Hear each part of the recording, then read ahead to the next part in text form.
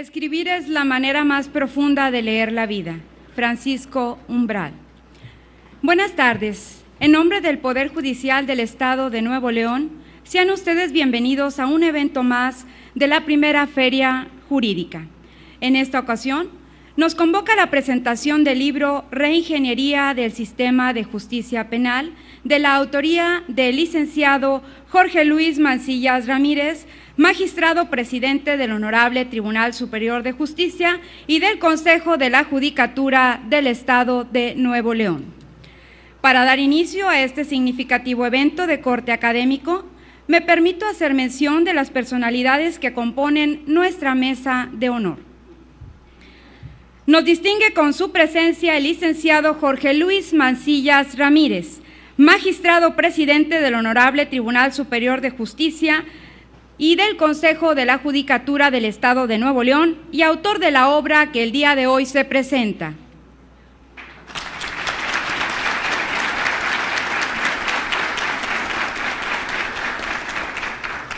Nos acompaña de igual manera la doctora Mirna Elia García Barrera, directora general del Instituto de la Judicatura del Estado.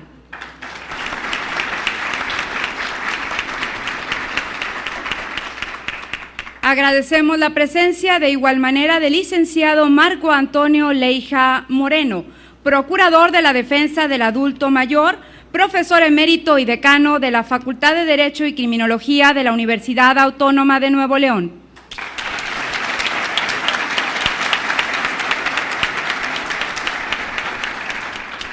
Agradecemos la presencia esta tarde de los magistrados del Honorable Tribunal Superior de Justicia, de los consejeros de la Judicatura del Estado, jueces y demás funcionarios e integrantes del Poder Judicial del Estado de Nuevo León, representantes de diversos colegios, barras y asociaciones de abogados de la entidad, representantes también de las facultades y escuelas de derecho de las universidades de la entidad. Destacamos la presencia de la familia del magistrado Mancillas Ramírez. Sean todos ustedes bienvenidos.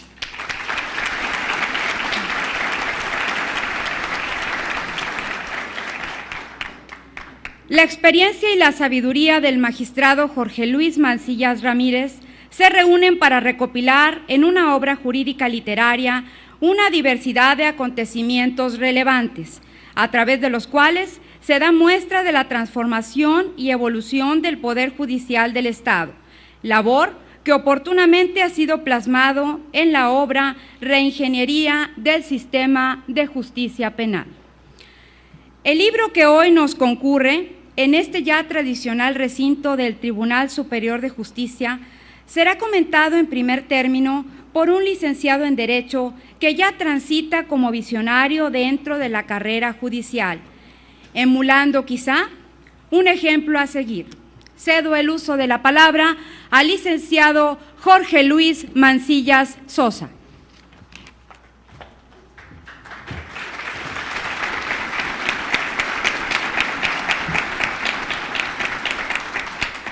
Distinguido presidium, distinguidos invitados, es un honor al que se me permite dirigir unas breves palabras en esta fecha tan memorable. Hoy se presenta el libro titulado Reingeniería del Sistema de Justicia Penal, de la autoría del magistrado Jorge Luis Mancillas Ramírez, presidente del Tribunal Superior de Justicia y del Consejo de la Judicatura del Estado, servidor público de muchos años, maestro universitario y con gran orgullo lo puedo decir, mi padre, siendo el de la voz un abogado joven que empieza su carrera judicial. No quiero hablar del libro que ahora se presenta, porque de su lectura ustedes podrán comprobar la pericia con que fue escrito y la voluntad de quien lo hizo. Esa voluntad es de la que quiero referirme como complemento a lo que ustedes habrán de encontrar en el texto. En efecto, prefiero hablar de otro libro, de un libro de hojas abiertas, de lectura clara y de muchas enseñanzas, que es el autor. He presenciado con respeto su trayectoria profesional desde que tuve la oportunidad de conocer su actividad jurídica. De él he aprendido que en el servicio público el trabajo fácil no existe y que debe realizarse con responsabilidad y con preparación. De él también he aprendido que debemos poner lo mejor de nosotros en cada trabajo que se nos confiere, pues debemos responder a la confianza de aquellos que nos han brindado la oportunidad de servir, buscando siempre superar las expectativas. El libro que hoy se presenta es producto de ese trabajo. No me queda duda que ha puesto lo mejor de sí, porque siempre lo ha hecho de esa manera. En este libro, en lo personal, además de los conceptos jurídicos, veo el esfuerzo de un hombre inteligente, un hombre entregado y afectuoso, quien no tiene dificultad de ayudar a quien se le solicita, porque siempre busca ser útil a los demás. De esa generosidad, hoy nos entrega una obra que es ejemplo de su vocación, una vocación que su familia siempre tendremos presente como una prueba de lo que representa para nosotros y para la sociedad. Quiero dar las gracias al autor por su ejemplo y en especial porque me ha dado un compromiso mayor en este camino que he emprendido como servidor público, donde no solamente me ha demostrado que se debe trabajar con entusiasmo, sino que debemos dejar constancia de ello para las nuevas generaciones. Sé que mi camino será diferente al suyo en muchos sentidos, pero también me doy cuenta que nos unirán siempre las mismas esperanzas, ilusiones y retos que tenemos aquellos que formamos parte del Poder Judicial del Estado. Por lo anterior, me siento feliz de que exista gente como él en la judicatura, que puedan ser ejemplo para nosotros de lo que se puede lograr si trabajamos con pasión. Además, agradezco a Dios que ese ejemplo no solo lo tengo en el trabajo, sino en la casa familiar. Me despido agradeciendo al Poder Judicial del Estado que me haya permitido dirigir estas breves palabras en este evento que siempre guardaré en mi memoria. Muchas gracias, papá, y gracias a todos.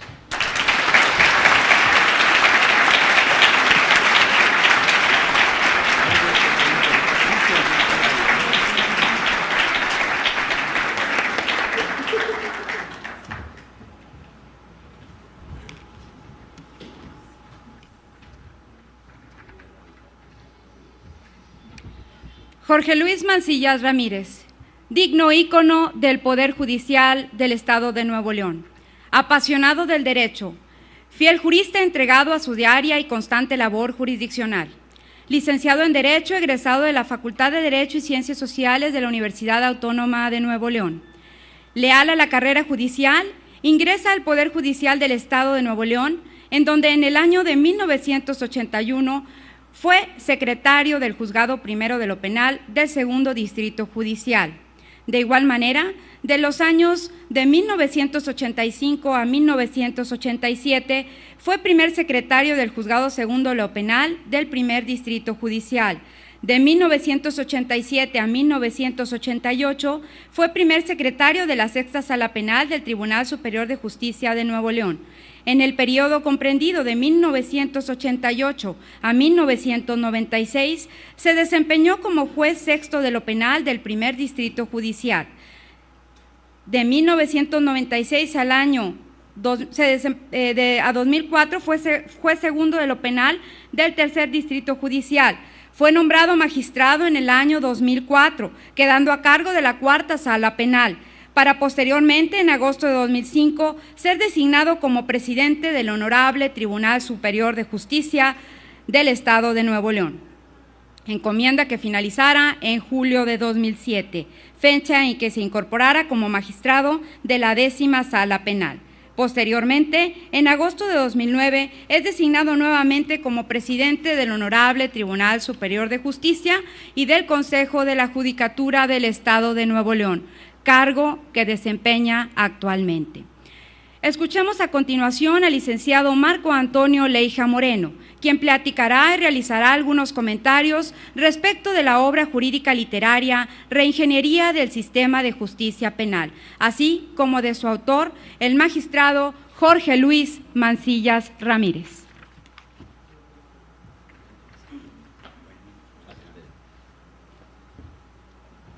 Gracias, mijita. Muy buenas tardes o muy buenos días. Lo dejamos a su elección. Agradezco mucho las atenciones que han tenido a mi persona para pedir que venga a hacer comentarios sobre esta obra del maestro Mancillas. La primera fase de mi comentario es la persona del autor. El maestro Mancillas, profesor, recuerdo cómo nos vimos una vez en la Universidad Regiomontana, cómo nos veíamos de diario en la universidad de nosotros. El maestro Chapa lo veía por allá también, compañero Chapita.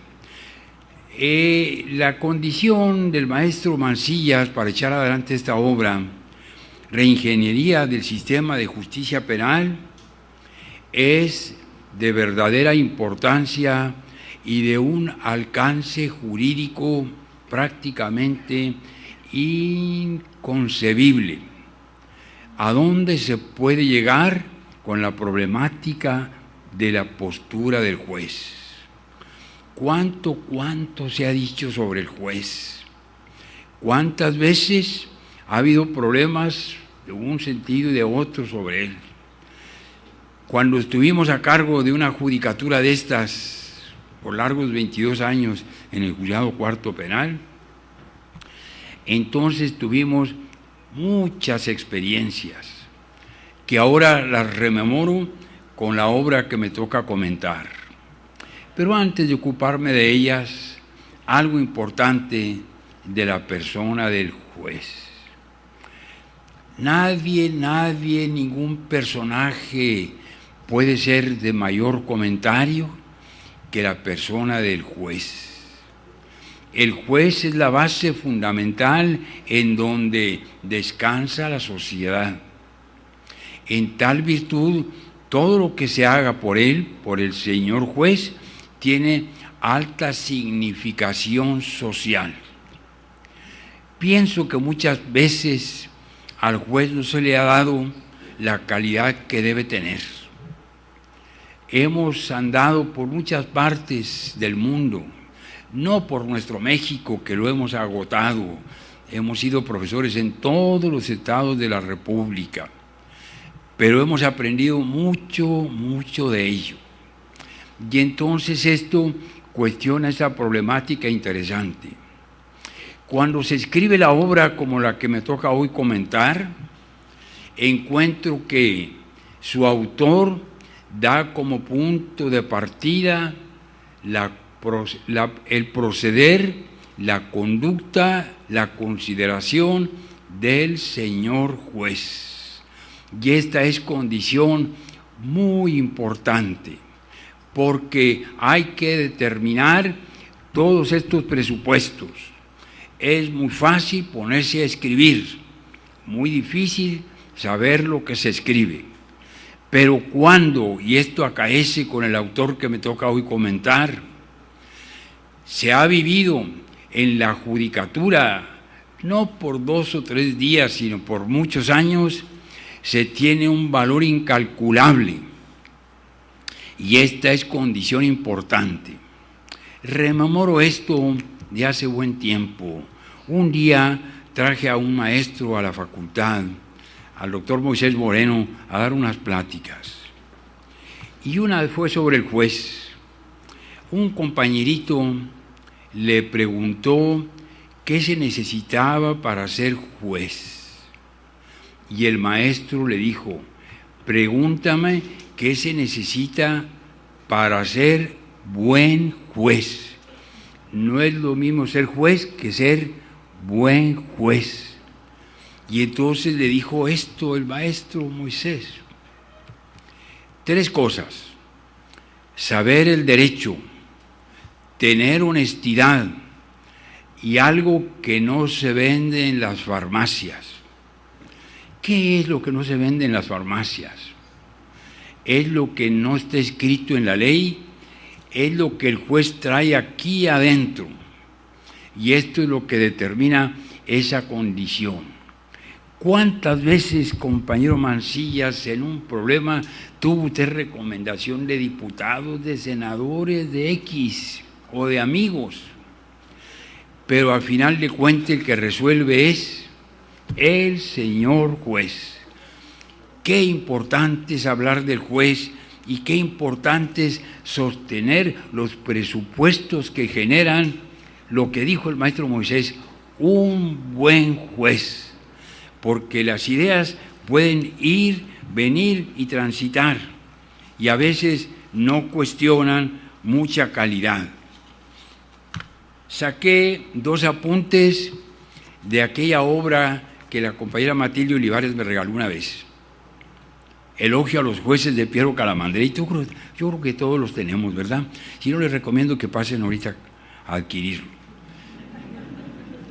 Esta es muy hermosa, porque es lo que ha vivido en el seno. Pero voy a leer este pequeño parrafito que pues me sacaron fotocopia de ello. Y dice, no conozco otro oficio que más que el de juez, que exija de quien lo ejerce un fuerte sentido de viril dignidad. Hay que saber ser hombre y saber ser hombre. Sentido que obliga a buscar en la propia conciencia, más que en las opiniones ajenas, la justificación del propio obrar y a asumir de lleno a cara descubierta su responsabilidad. Hace un par de días me dieron un reconocimiento en la Asociación de Egresados de la Facultad y me dijo, pues Adolfo J. Treviño también, pero Carlitos Taboada dijo que a pesar de que yo dicté entre juez y magistrado cerca de 10,000 sentencias, ando caminando en la banqueta saludando a mis personas, a mis compañeritos. ¿Cómo fue que esto sucedió? Luego dice Calamandrei, la independencia de los jueces, esto es, el principio institucional en virtud del cual, en el momento en que juzgan, deben sentirse libres de toda subordinación jerárquica. Es un duro privilegio que impone a quien lo disfruta el valor de responder de sus actos, sin esconderse tras la cómoda pantalla de la orden superior. Por eso es que se suele considerar como una garantía el buen juez. ¿Fue acaso estableciéndose con la ayuda de los jueces a fin de darles un poco de compañía en su autónoma soledad? Porque a final de cuentas, Pablo, Pedro, José, Joaquín, el juez es el que tiene que resolver. Esa es su autónoma soledad. Qué importante es esto, compañero Mancillas, la idea de la justicia en manos del juez.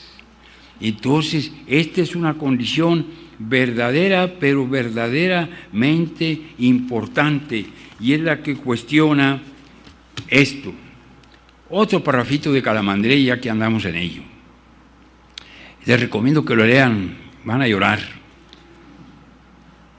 En ciertas ciudades de Holanda viven en oscuras tienduchas los talladores de piedras preciosas, los cuales pasan todo el día trabajando en pesar sobre ciertas balanzas de precisión piedras tan raras que bastaría una sola de ellas para sacarlos para siempre de su miseria. Y después, cada noche, una vez que se han entregado las joyas fúlgidas a fuerza de trabajo a quien ansiosamente las espera, serenos, preparan sobre la misma mesa en que han pesado los tesoros ajenos su cena frugal y parten sin envidia con aquellas manos que han trabajado los diamantes de los ricos el pan de su honrada pobreza. Así debe ser la vida del juez, dijo el maestro Zaffaroni una vez allá en Buenos Aires.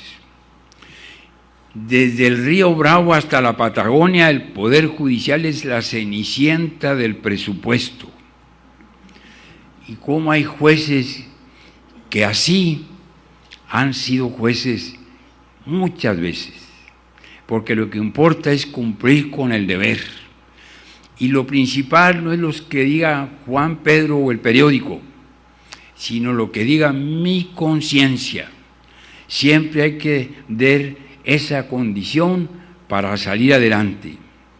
Los jueces, decía la vieja mitología, han sido establecidos para regular la vida del hombre en sociedad, y de la solución que el juez dé dependerá las condiciones que se determinan el avance de la sociedad.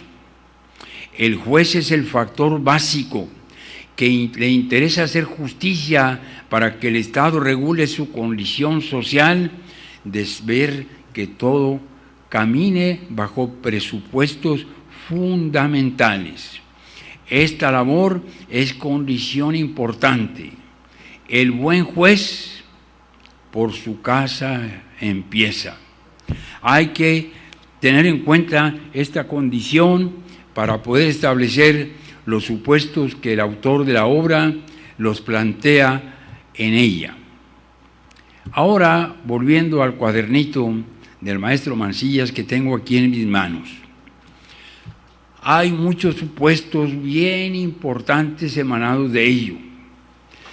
He seleccionado los que considero de más importancia en relación con otros, para poder hacer un muy importante comentario.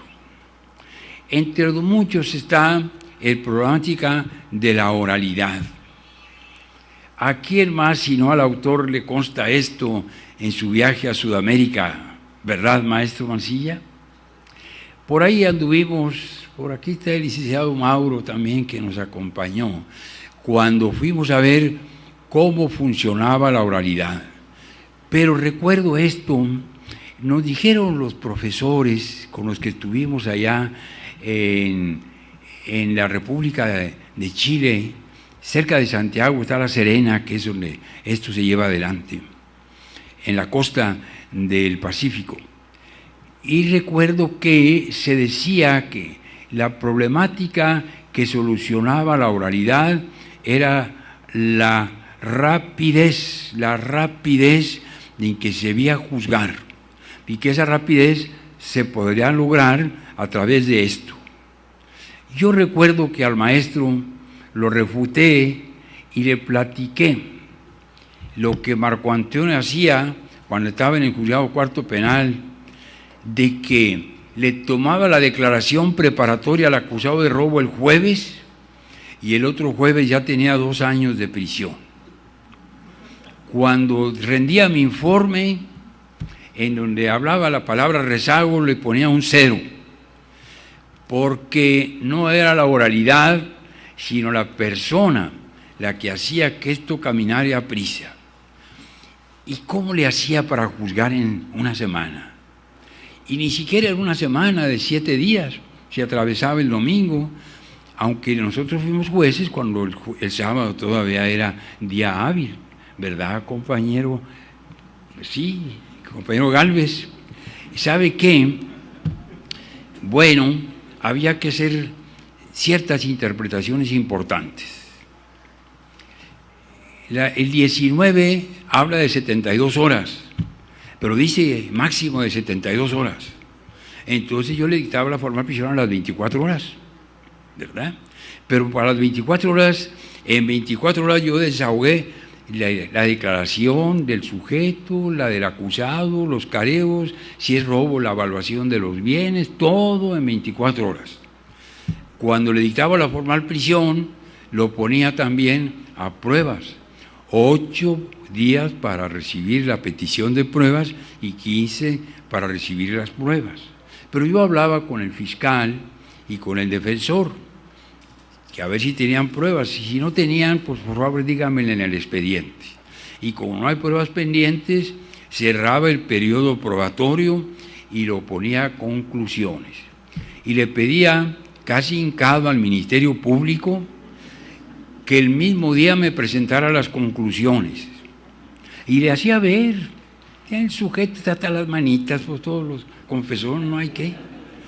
Y entonces así salía adelante, a las 24 horas tenía mis conclusiones. Pero luego iba con el defensor de oficio, con el cual guardaba buena amistad. Y él tenía unas conclusiones de machote ahí.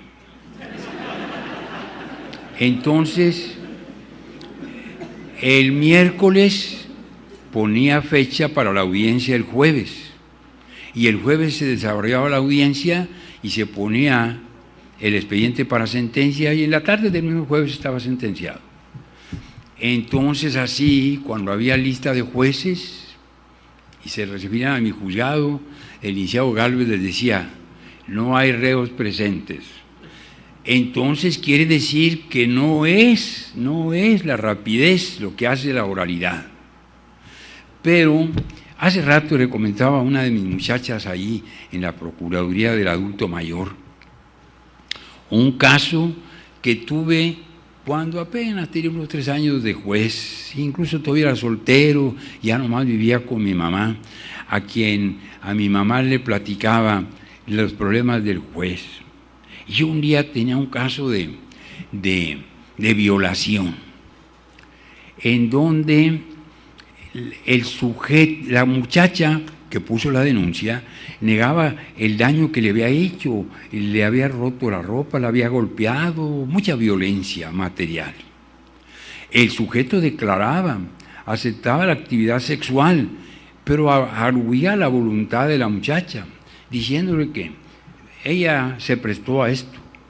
Y entonces yo, jovencito, entré de juez de 24 años, tenía 27 cuando me preguntaba, ¿quién me estará diciendo la verdad?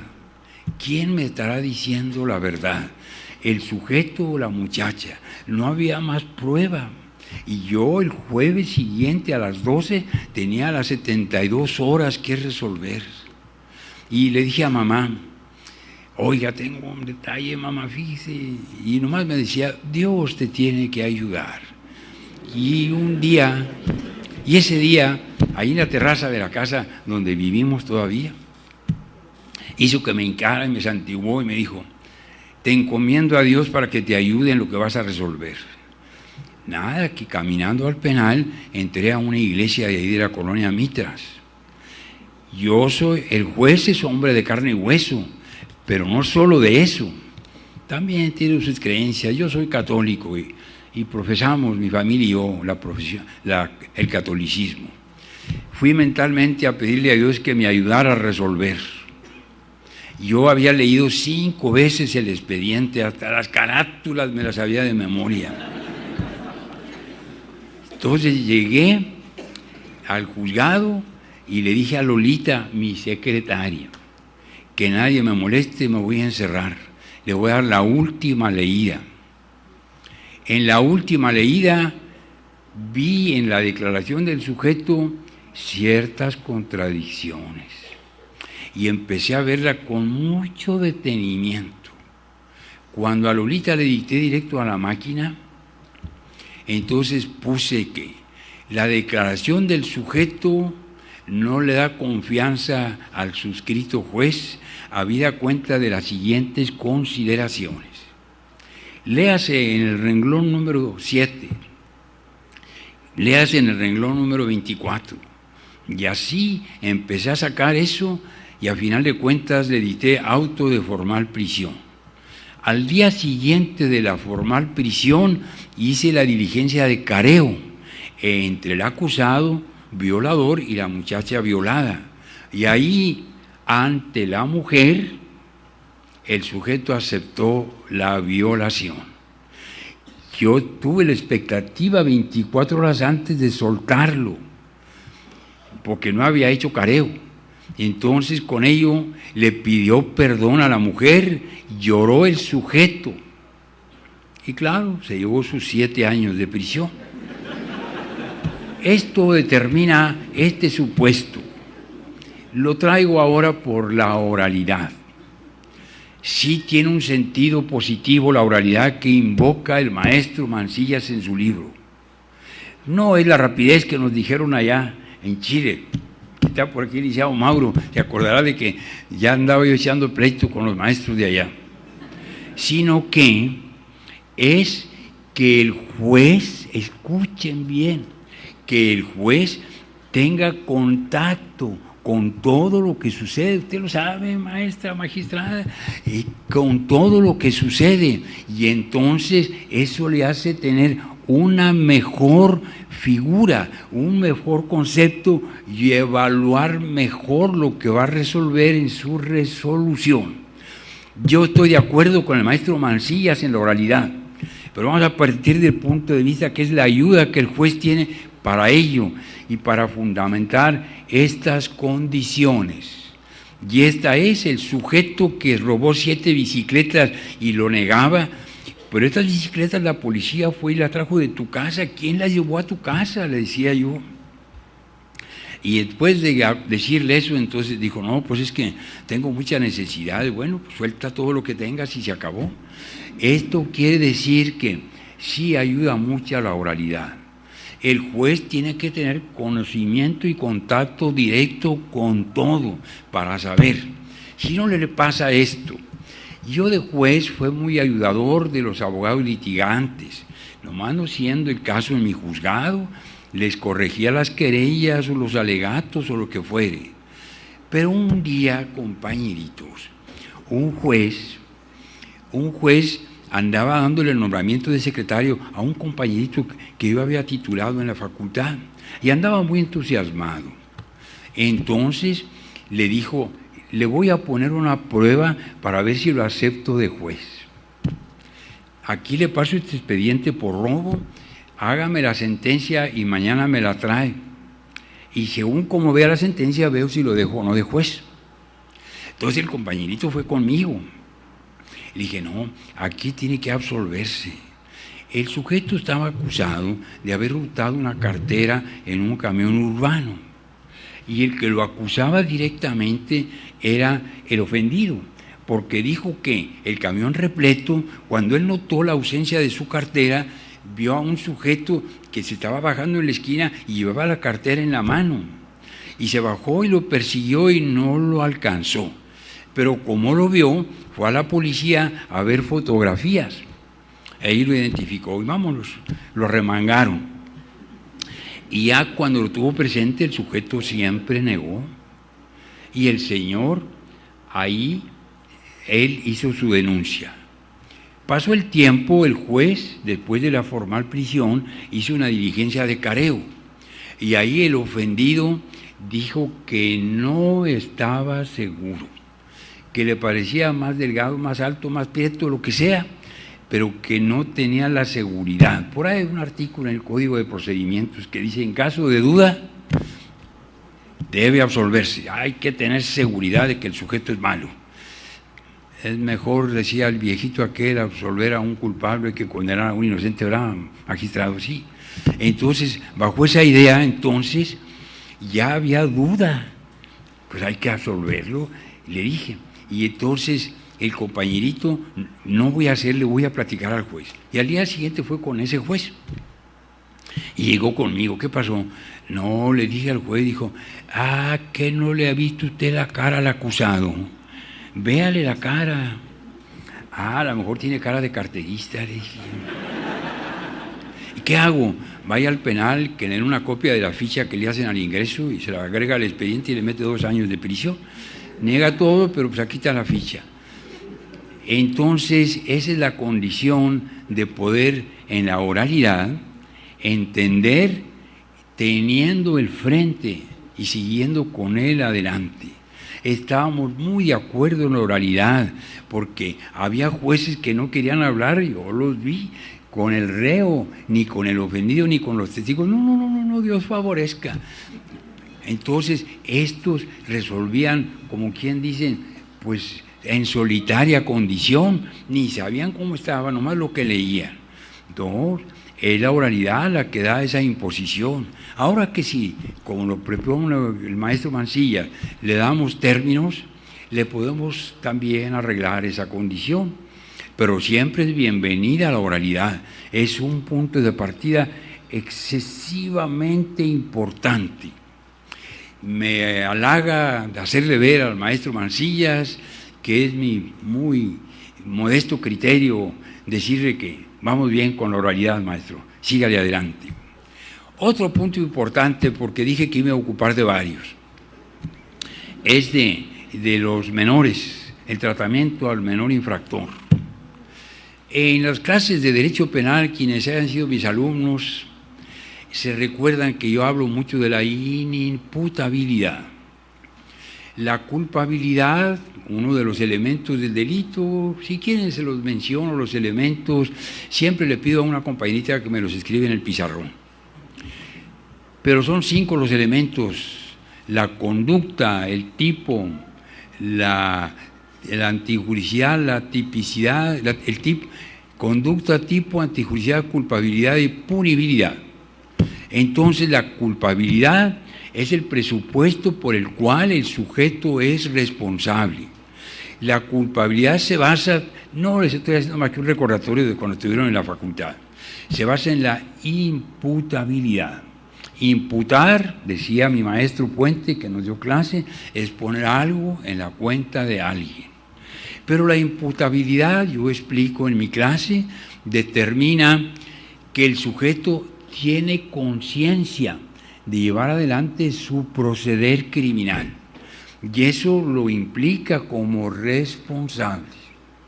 Entonces, cuando no se tiene esa conciencia, se determina, no hay imputabilidad, y le anteponemos el IN, inimputables como incosteable, insostenible o incondenable.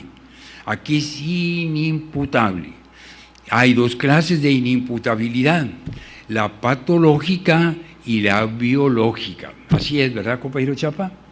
La inimputabilidad patológica, la patología es la parte de la medicina que estudia las enfermedades.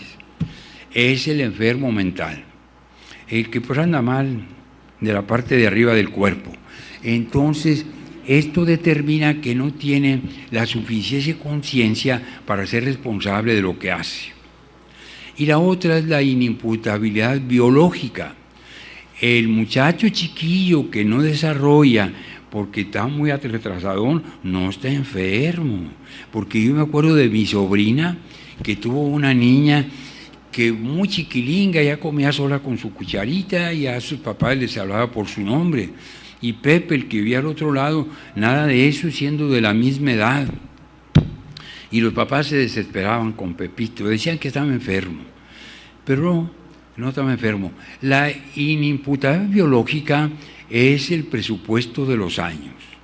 Llega un momento en que el hombre ya sabe lo que hace, ya es responsable, ya tiene conciencia de su proceder, y entonces ya el sujeto puede ser responsable del delito. Algo que es muy difícil cuestionarlo, porque ahí en Zacatecas un día, aquel gobernador famoso que tuvimos cuando fuimos a dar clase, quería bajar la edad penal a 16 años, como pasó hace tiempo en muchos estados. Y aquí se quiso hacer un día, ¿se acuerda, compañero Mancilla? Pero se puso a votación y se quedó en los 18. Y ahora la Constitución parece que trae 18, ¿verdad? Al menos la que va a entrar en vigor, que es el año entrante cuando entra en vigor, ¿verdad? Entonces, no hay posibilidad de evaluarlo en una edad. Yo pongo el ejemplo a mis compañeritos en la facultad. ¿Cuántos compañeritos hay? O compañeritas, mejor nos vamos al femenino, porque hay más precocidad en la mujer que el hombre. Entonces, esta idea se trae así. Si no, vean en la escalera de la facultad quiénes son los primeros lugares. ¿Verdad? ¿Verdad, compañero, que sí? Por las muchachas, por puros cienes y menciones honoríficas. ¿No es así, compañerita? ¿No? Entonces, en esta idea es que el avance es diferente y los muchachos a veces se desesperan. ¿Cuántos muchachos hay de 20 años en la facultad que todavía deambulan por la edad de los 14 o los 15? Porque les ha faltado madurez. Y a veces llegan a ser abogados en ese mismo presupuesto. Entonces, bajo esa idea son las condiciones. Qué difícil es poner una edad, porque la edad no es el punto básico que da la solución. ¿Cuántos llegarán a los 18? ¿Y cuántos los superarán? Independientemente de este presupuesto. Un día me fue a ver un juez cuando era presidente del tribunal, con que un tipo que había matado a 5 le aventaron un acta de nacimiento de 17 años. Y entonces, y me dijo, está grandote para tener 17. Tráigase el acta para ver. Y era un acta de nacimiento de Acapulco, Guerrero. Bueno, pues páseme con el presidente del tribunal de Acapulco, aquel maestro que después fue notario, no recuerdo el nombre. Buena persona. Entonces él me ayudó y me habló ya en la tarde. Esa acta de registro civil no existe en los registros del estado de Guerrero. Así que era una acta falsa, con la cual le querían librar de una pena gigante al sujeto. Todos esos presupuestos son base para ver cómo hay problema con la edad. Pero la que trata aquí el maestro, aparte de la edad, es el procedimiento del menor. Compañeritos, personas que me escuchan, es un verdadero laberinto, pero así es. Recuerdo en un congreso que asistimos a la ciudad de Toluca, se dijo que el menor no debe ser tratado como el mayor, con formal prisión, con careos y con defensores y con libertades bajo de fianza, y que es suponiendo una condición importante. Y entonces empezó a ver diferente, que el presupuesto no es la readaptación, sino la adaptación y condiciones. Como lo trata el maestro Mancillas haciendo su comentario de la ley, es el punto exacto de ver cómo se le puede dar garantías también al sujeto. Tiene también derecho a tener defensor, tiene derecho a todo lo que tiene el mayor. Si el mayor lo tiene, con mayor razón lo debe tener el menor. Y por último, el tema de los jueces de ejecución. Y de esto guardo este apartado. Una ocasión en un congreso en la famosa Università di Roma, en la Universidad de Roma, dos maestros con los cuales estoy cultivando amistad, Vittorio Denti y Mauro Copelletti. Una vez me dijeron, hace unos 15 años de esto, allá, que en Roma se había echado adelante muchas condiciones importantes. Y me dijo uno de ellos, la peccata minuta, que es el delito chiquito. Jueces, qué importante es esto. Jueces para el delito de este tamaño, cómo quita tiempo y cómo es emproblemado. Y entonces así es. Y la otra es, le dije, ¿quién va a ejecutar la pena que impone el juez? ¿Cómo va a ser otro juez? Le decían, pues es que se va a resolver con capacidad y con conocimientos jurídicos.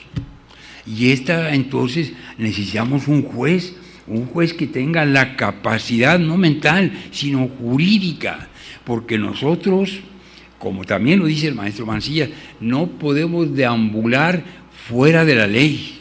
Acuérdense de las dos frases latinas: nulla pena sine legge, nullum crimen sine legge. Entonces tiene que tener una base legal.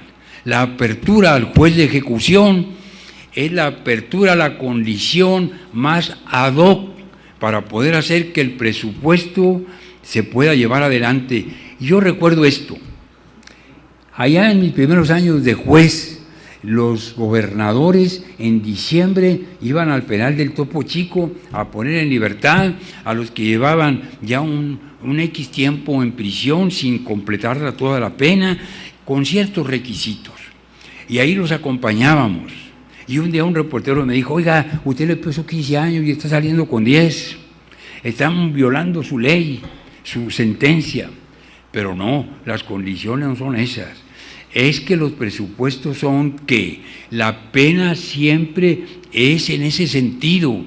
El juez no es un condicionado mecánico. Hasta que no cumpla los tales, no, nadie sabe. A veces cumplen todo y siguen peor de malos que antes, porque allá dijo un maestro en Francia que las cárceles son la escuela de la delincuencia, y esto es cierto. Y entonces, por ello es que necesitamos alguien con sabiduría jurídica para que sea el juez de ejecución. Muy estimable concurrencia. Me da mucho gusto estar con ustedes. Se me hace que está muy corto el tiempo para seguir con esta charla, pero un día la organizamos, ya un tema sí, exacto, y para poder hacer que las condiciones sean mejores. Siempre estamos prestos a venir a ayudar. Nuestra poca sabiduría la queremos poner a la disposición de todos. Queremos enseñar dentro y fuera del aula. Me pongo a disposición de ustedes cuando anden embroncados con algo. Aquí está el compañerito mayor para hacerles cualquier sugerencia de mejorar lo que traen entre manos y llegaremos siempre a un resultado feliz.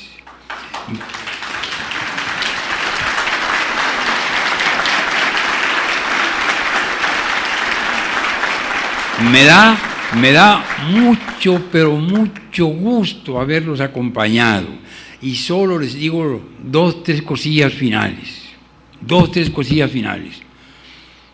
Hay que hacer tres cosas en la vida como abogados: estudiar, estudiar y estudiar. El que mejor estudia, mejor abogado es. Y hay que saber más para no depender de nadie. Y sí, muchos que dependan de ustedes. Que los libros sean sus más fieles compañeros hasta la llegada de la noche sin final. El cielo los proteja y Dios nuestro Señor siempre los acompañe.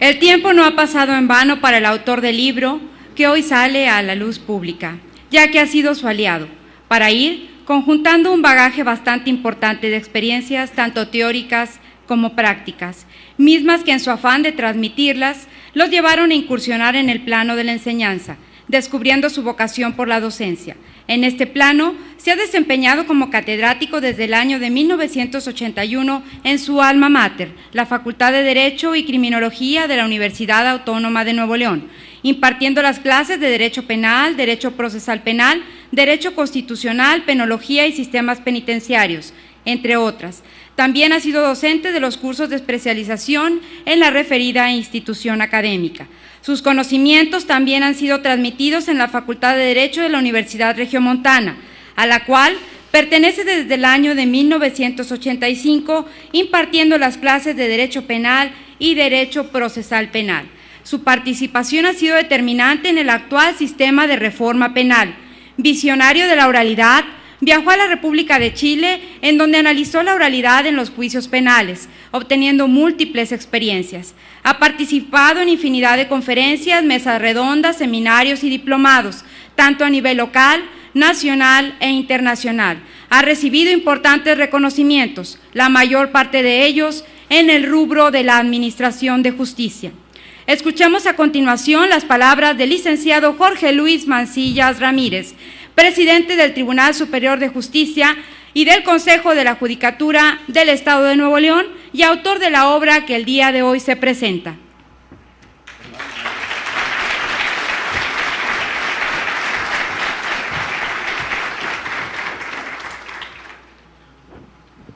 Muy buenas tardes, tengan todos ustedes. Agradezco a todos los que están presentes en este evento, ya que su presencia es un aliciente para mí, ahora que pongo a su consideración este trabajo que recopila mis intervenciones en torno a la reforma al sistema de justicia penal. Particularmente quiero agradecer al secretario general de Acuerdos del Consejo de la Judicatura, licenciado Alan Pavel Obando Salas, a la coordinadora de la carrera judicial, doctora Yanaí Cibaja Nava, al juez Jesús Demetrio Montoya, a la juez Rosario Garza Alejandro, ya que, en honor a la verdad, sin su apoyo incondicional, este trabajo no hubiera sido posible. Hacer las cosas de una forma establecida tiene que ver con un engranaje de muchos componentes. Nuestro actuar obedece a las enseñanzas que día con día aprendemos de nuestros padres, de nuestros maestros o de aquellos que nos guían en una actividad determinada. Lo hacemos por un acto de supervivencia para mantener los valores que han permitido la subsistencia de la estructura de la que formamos parte. Tal actitud se da en cada núcleo social. En nuestra familia, por ejemplo, aprendemos valores y tradiciones que definen nuestra forma de ser y nuestra forma de actuar. Lo mismo pasa en nuestra actividad profesional. Aprendemos de nuestros superiores las técnicas y decisiones que se integran a nuestra formación. En esto tiene mucho que ver el sentido del deber y la lealtad hacia la institución que representamos. La familia y el trabajo son parte de nosotros, por eso la defenderemos ante cualquier peligro que llegare a presentarse. Cuando se oyeron las primeras voces que exigían un nuevo sistema de justicia penal, aquellos que formábamos parte del sistema existente asumimos una responsabilidad a nuestra labor. Más allá de sentirnos temerosos por lo que pudiera representar el cambio, nuestra mente reflexionaba en que la tarea desempeñada la hacíamos con entrega y buscábamos siempre dar los mejores resultados. Era entonces que considerábamos que esa postura de reforma era una falta de entendimiento a nuestro esfuerzo. El momento de análisis llegó con las primeras mesas de debate convocadas ya hace varios años por el titular del Poder Ejecutivo y fui seleccionado por el Poder Judicial para participar en ellas con objetividad. De esas primeras experiencias en el conocimiento del sistema acusatorio, de la experiencia extranjera en este tema y de abrir nuestra mente a perspectivas de los demás entes sociales, me di cuenta que no era un peligro, sino una oportunidad a favor de la judicatura. Mis primeras impresiones me llevaron a considerar que un nuevo sistema de justicia penal rescataría todo lo bueno, dejando de lado las viejas tradiciones que ocultaban el inmenso trabajo que se hace en el interior de todos los juzgados. Cuando se decidió implementar la oralidad de Nuevo León, en un acuerdo de los tres poderes del Estado, y aún sin la reforma constitucional que ahora todos conocemos, aquellos que participamos nos dimos cuenta que cuando deseamos servir con plenitud, la vida te da las herramientas para ello. Así el Estado de Nuevo León dio a México la primera experiencia en el procedimiento acusatorio adversarial, obteniendo con ello la riqueza de la experiencia práctica y un impulso vanguardista que no se ha detenido desde ese entonces. Los textos que se reúnen en este libro son fruto de esas experiencias personales y profesionales que me ha tocado vivir y que en consecuencia marcan mi visión particular sobre el tema. Distintas exposiciones he hecho a nivel local, nacional e internacional sobre el tema y muchas más haré si la vida me lo permite, hasta que podamos tener el sistema de justicia penal que nos merecemos todos los mexicanos, donde se garanticen plenamente los derechos fundamentales de todas las partes involucradas. El título que se le ha concedido al trabajo es significativo y obedece a una de esas reflexiones. La reingeniería del sistema de justicia penal tiene muchos significados. Significa, por ejemplo, que no debemos menospreciar el sistema anterior, pues nos ha permitido construir esta nación que todos formamos y que ahora nos permite mejorar en este ámbito.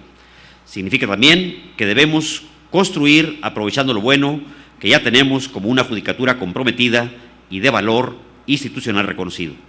Significa igualmente que debemos de reconocer lo que somos ahora como sociedad y que el nuevo sistema de justicia no es una tarea de gobierno solamente, sino de todos los factores sociales, pues cada uno de ellos tiene una responsabilidad compartida. Mi intención al traerlo a ustedes no es otra cosa que compartir esta gran experiencia que me ha motivado a ser mejor juez, mejor servidor público y mejor ciudadano, pues no solo se trata de hacer las cosas de manera distinta, sino vivir también de una manera diferente. Quiero agradecer de manera muy especial a mis compañeros magistrados del Tribunal Superior de Justicia por siempre darme su apoyo en cada desafío que se me ha presentado. Lo mismo que a mis compañeros consejeros de la Judicatura, quienes me han concedido el privilegio de ver este libro terminado. Obviamente, sin el apoyo de mi familia, ningún reto sería posible. No olvido a los amigos de este Poder Judicial del Estado, quienes comparten conmigo el orgullo de pertenecer a esta institución. Espero que en las páginas de este trabajo encuentren temas que sean de su interés y que algo pueda aportarles en su conocimiento sobre una nueva forma de impartir la justicia penal en nuestro México. Por su asistencia y por su atención, muchas gracias a todos.